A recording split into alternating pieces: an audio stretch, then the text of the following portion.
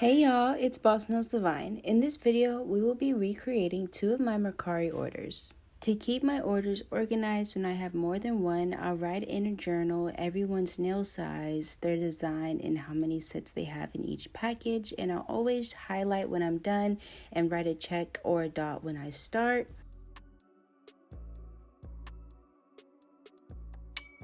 No matter what French design I do, I always do one layer of the French coat and then I'll go back in with my second layer after I created my French design.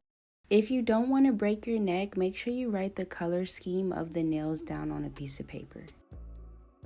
There are 2 French methods, the one that you draw by hand, which I do not prefer, or you have the alcohol and brush method, which I prefer because it's just a lot easier, y'all.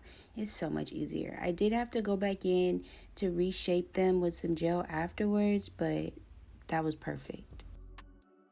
I use a medium dotting tool for my cow print. I can't believe I used to do this with a liner brush. That's crazy. I'm using a 20 milliliter liner brush, and this is when I'll go back in for that second base coat. Y'all, I can draw SpongeBob, I can draw Sandy, but don't ask me to draw a fire flame. I always cheat and use stickers. I'm using a very thick base gel to make my sticker adhere to the nail, and then I'll go back over with another thick layer of base gel so that way my sticker isn't super bulky. Let's have a show and tell moment. If you're in love with duck nails, let me know in the comment section and we will have a full tutorial. I finally got a dust collector, so I've been creating more. Before I apply bling to my nails, I always make sure to file the base nice and crisp. I'll add a base coat and then I'll go in with my thick gel and I'll glue on my rhinestones. After you glue on your rhinestones, I do recommend going around the stones with a small little brush just to make sure you got the glue in all the little crevices. Now, these are hand-painted nails, so I'm going to compare them to some store-bought nails so y'all can really see the difference between my quality nails versus screen print nails. My quality nails do not bend as easy as screen print, and you get a lot more uses out of them, which is why they're more expensive, and I actually really love them. You do want to stick around for this set because we are going to be using chrome powder, and I'm going to show you how I get a seamless look. For the nails with the chrome powder pigment, I'm going to mix that color with top coat so that way I can just go straight in with my chrome powder. If you use acrylic, I don't recommend using your finger for chrome powder. I don't recommend using your finger at all, but it worked for me. This right here is the key to seamless chrome powder, is going back in to finish out that base afterwards. So that way you don't have to use a matte coat. I love this trick so much.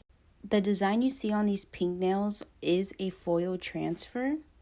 To create some depth, I went in with a gold glitter for that 3D trim that you see on the nails. I used a 3D gel to create that hump on the French line.